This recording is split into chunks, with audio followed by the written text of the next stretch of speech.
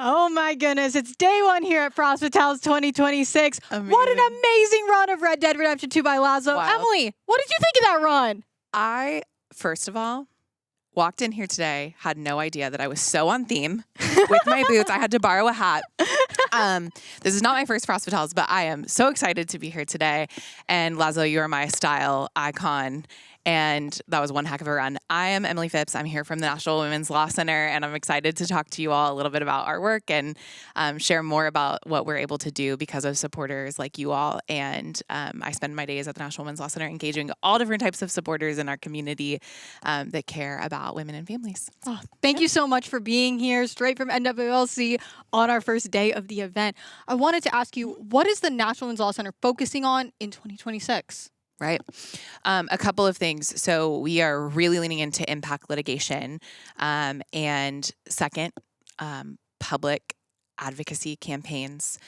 Third would be really leaning into our policy work and our leadership in the national landscape as a convener. There's lots of different organizations that focus on some of the subsets of our work at the National Women's Law Center. We're a multi-issue organization, but we're playing a really important role right now connecting issues, for example, like healthcare and education, like income security and racial justice, like LGBTQ justice, across all of our issues. And so being able to be on the national stage and help people understand how these pieces fit together is a really important part of what we're focused on. Yeah, absolutely. You can learn all about what the work that NWC is doing by going to nwc.org, see all of the incredible work they have been doing. We're so happy this is our third year fundraising for you all. And so what has it been like over the past 3 years? What's your favorite part of seeing this event develop and grow? Yeah.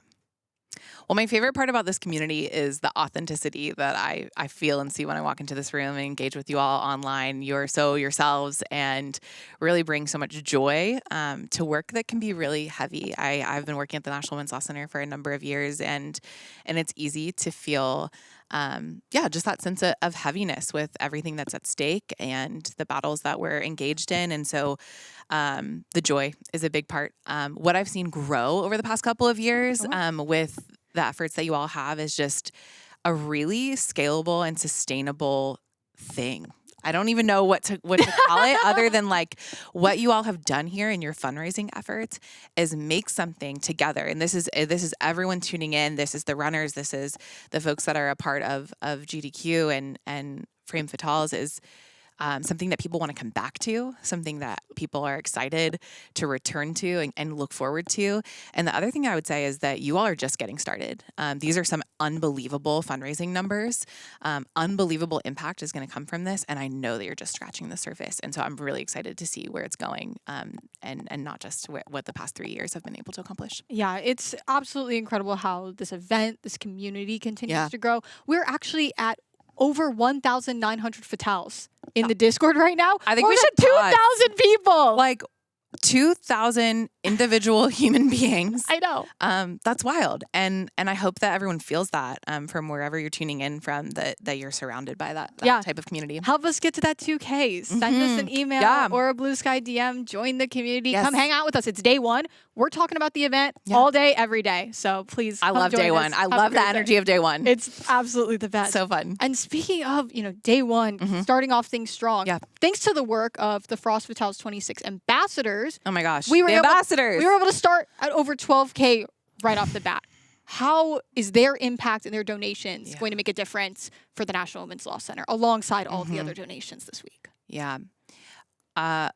It's hard to make me speechless. It really is. I don't get accused of that often. Here's what I want to say to ambassadors and about ambassadors. I really believe in the leadership quality of taking responsibility over your sphere of influence. And I think what we saw with the ambassadors this year specifically, but definitely in the prior year as well, is engaging with folks that otherwise may have not known about the National Women's Law Center or about the impact that we have, and most importantly, that they could be a part of it.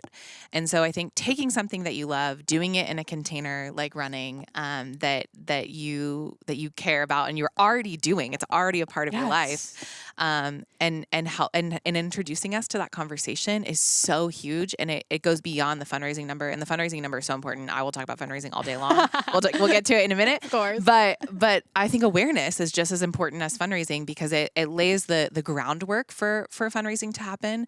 But it also is just a really important vehicle for storytelling. And I think that this community has a real gift for storytelling.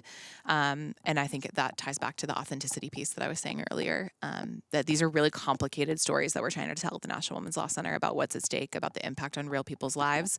And you all are helping us do that in a very human way, which is so important, especially online. It can be difficult to find that humanity in the story. So yeah, absolutely. Yeah. Thank you, ambassadors. Yes, thank you again to our Yeah. amazing ambassadors. Mhm. You know, they fundraise over a course of about 2 weeks with their communities. I do want to say you don't have to be a Fatal to be an ambassador. It was we had allies in the community, showed up, donated, spread the message. Yeah. Absolutely incredible. And so every event, we've been continuing this program. If you're interested in it, stay tuned for more information for next event, for the event after that. We're continuing to just grow and grow this program. Yeah. The other thing, Court, you shared this with me earlier, and I think it's important for everyone to hear. What we see in the ambassadors' efforts is also that there's such a variety of size and frequency of donation. Yeah. And as we go into the rest of this week, I just want to encourage people that big number that you hear, the 12,000 plus, that is made up of $5 donations, of $100 donations, of $7.25 donations. And the momentum that we can find together as a community throughout this week is what is going to help us exceed our goals. And so just wanted to offer that as a way that I was encouraged by the ambassadors, that there's no gift too small, and they all matter. So they all matter. They all help us, help the work of the National Women's Law Center, that we can make this difference as a community. It's absolutely amazing. Yeah. And speaking of community, Frame Fatales is a diverse and growing community, as we mentioned, both in people and in the scope of what we do as a group. In what ways does the National Women's Law Center fight for the rights of these marginalized communities? Yeah. So the National Women's Law Center has been around for over 50 something years. I'm losing track. The 50th anniversary was a big moment for me, but that is certainly longer than I have had a career. It's certainly longer than I've been thinking about advocacy, civil rights, all of the things that I care about in my day job. And one of the things that I have learned from my colleagues and also former leaders at the National Women's Law Center is how important it is to live out our values in the way that we conduct research, in the way that we pursue our policy and advocacy agenda, the way that we litigate, the way that we show up in court and in briefs, is to center the most marginalized. So, for example, in our workplace justice portfolio, we might be studying the pay gap. We're going to look at a segmentation across racial groups, age groups. We're going to look at a segmentation that really centers LGBTQ parents, for example, or moms in the workplace, or folks that add a different dimension to maybe the data that you might see when you go and look at the most popular sources of data, and importantly, the data sources and content that inform the way that our laws were written, which we know does not always include everyone who should be at the table for those decisions. And so I've learned that from my colleagues, and you can see that show up in our work. I encourage anyone who has been excited about the content that they've heard about the National Women's Law Center, like Court said, to go to our website. I also have a couple of resources here that you can find online, some of our impact reports, a little bit about our campaign, Project Defiance, that we're currently in. And you can see that approach of centering the most marginalized in the way that we believe that lifts everyone up. Yeah, absolutely. You can go into detail on the website. It's really easy to understand. Yes, as someone shout out my I'm not a lawyer. communications colleagues, me either. I was a teacher at one point, but you can really understand in simple words what the projects the National Women's Law Center is working on, what your donations are impacting, how it's making a difference for us in ways you maybe didn't even know. Yeah. That it's, Yeah, and where we want to go too. A lot of what our litigators and lawyers at the National Women's Law Center do is pursue novel legal theory that helps inform the future legislation and future policy that might be coming, and is something that we can aspire to and hope for. But that groundwork is incremental, and some of those fights are decades-long fights, which can be really difficult to keep our eye on in a culture and in a time that really values immediate gratification. I respect my colleagues so much for the way that they lead us towards the aspirational goals that we have. Yeah, absolutely.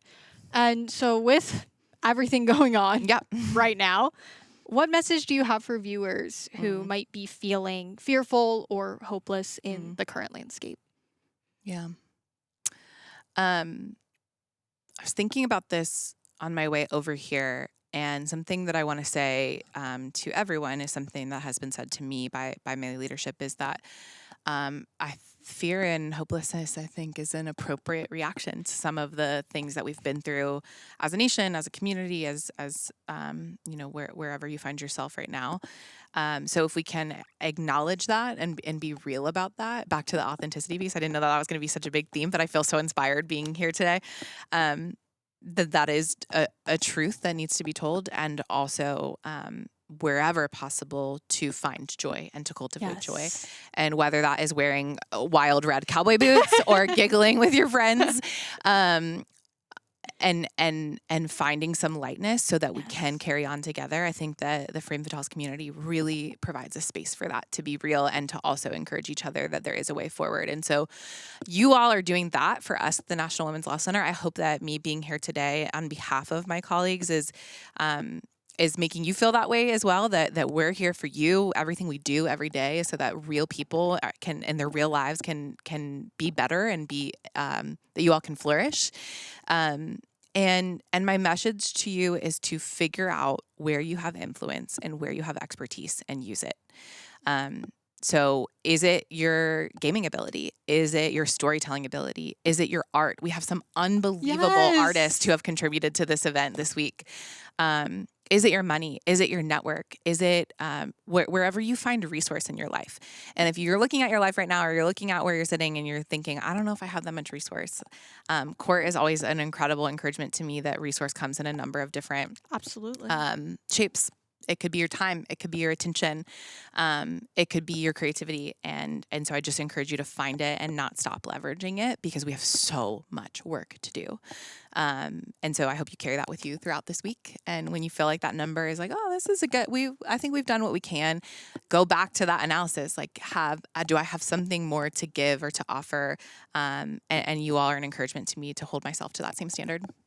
Yeah. Thank you so much. Yeah, I feel like we're just getting started. Just getting started. It's always amazing to be here on day one. All of the preparation that has gone into this, all the meetings that we have together, the excitement, it's all paying off right here. Yeah. We're all getting to see the donation number rise, getting to be together here as a community, finding that joy. I have joy here, sitting here talking to you about the work that we're doing, the work that NWLC does for us. And I hope that everyone has a fantastic week with us here at Frost Fatales 2026, that you learned more about the National Women's Law Center. But again, you can go to the website and find out more information. We're going to have more videos, more things coming podcast, to you. Hearsay. Yes, you can go to the podcast. You can tune in there if that's your preferred media. There's so much to do, so much we still have to come. But thank you, Emily, for being here on behalf of the National Women's Law Center. And everyone, stay tuned for even more fantastic speed runs. We're just getting started here at Frost Fatales 2026. Good luck getting rid of me today. Yeehaw. Bye.